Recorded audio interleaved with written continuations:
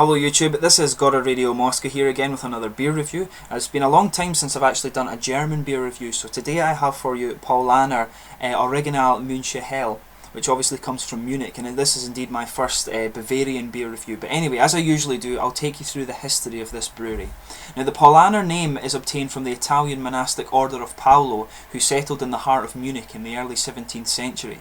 In 1634, the order of Paulaner monks began brewing beer in the Au, which proved to be the foundation stone for the Paulaner brewery as it's known today.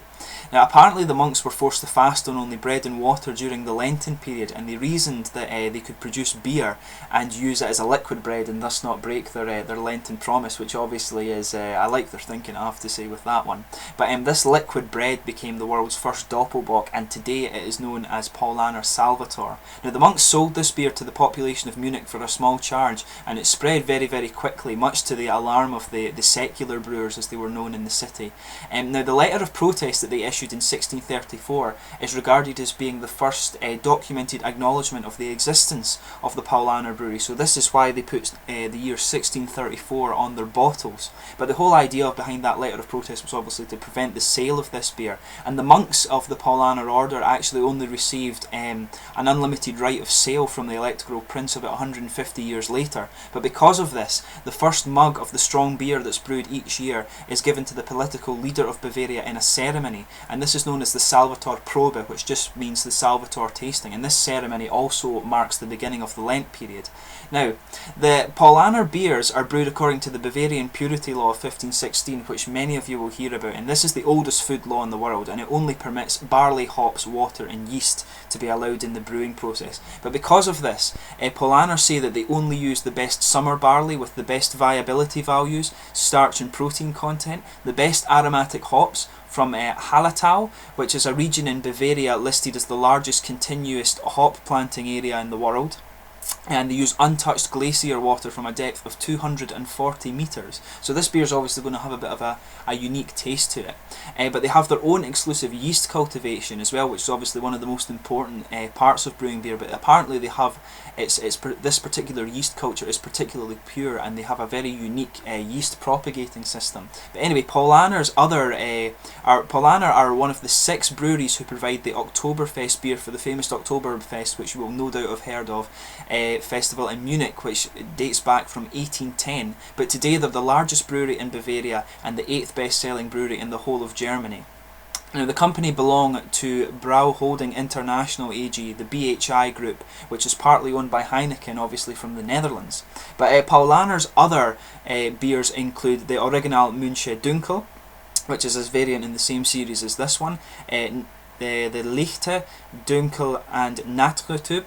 Excuse me if my pronunciation is not right, but these are Hefeweizen or Weiss beers. They also have the Salvator Doppelbock, which I mentioned earlier was their first beer, the Haus Original and Premium Pils, which are Pilsner style beers, the Keller beer, and the Nocheberger, which are both Keller beers. Obviously the kind of these beers are obviously brewed in the cellar, unfiltered, and they're very hazy. And they also have the Oktoberfest Weizen and Marzen, which are both Marzen style beers.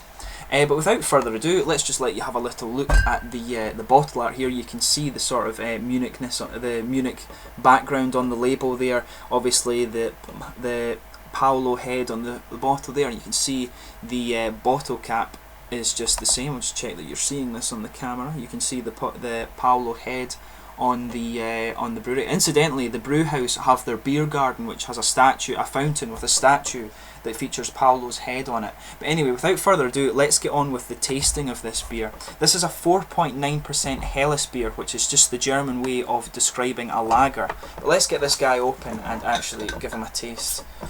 Just preserve my bottle cap as is usual. Okay, you can actually smell this one already as I open up the bottle here. As you can see, it's a very kind of pale yellow, pale straw colour here. Let's just try and get a bit of head on this one. Come on. See, there's a nice little bit of head on it there. That'll do it for just now.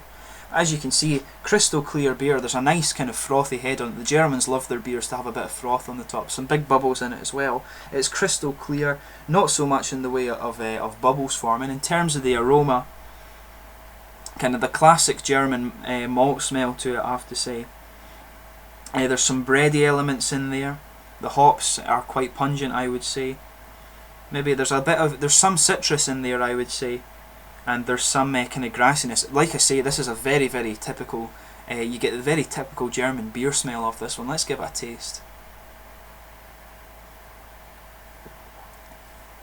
Now, the first thing that comes up there is the rich malts.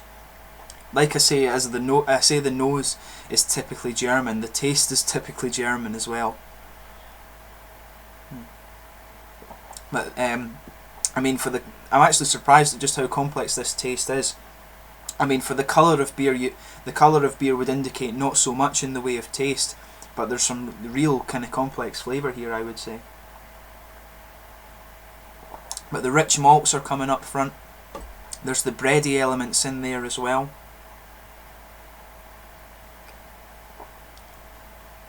There's an element of honey too, I would say, as well. But you do get the slight grassiness in it as well. Maybe just a little touch of citrus, I would say. Yeah, I mean, the rich malts come up front. It's bready. There's the honey elements to it, and you get the slight grassiness at the end. There's a nice kind of little bit of bitterness to the hops there at the end. In terms of the mouth, it's kind of medium bodied. It's a bit heavier than you would think for this kind of colour of beer, I would say. Like I say, very kind of complex flavour. The carbonation, it's just right. It's very, very crisp, and it's very easy drinking. This is a very, very... It's more a premium end drinking beer, I would say. Overall, it's very, very nice. Like I say, it has a surprising amount of flavour for the colour of this beer, and considering the style that it's meant to just be, it's meant to be a Helles beer. But you know, the Germans are notorious, if you like, for producing very, very good beers, and their Pilsner style beers and their Helles style beers can always be very surprising, as this one is. I'd highly recommend that you take a look at this brewery. This is obviously, this brewery, as I said earlier on, provides some of the beer for the Oktoberfest, so it's going to be good quality beer. You can rest assured of that.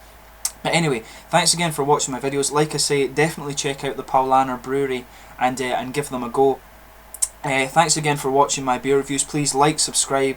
Let me know your own thoughts on the beer itself in the comments section.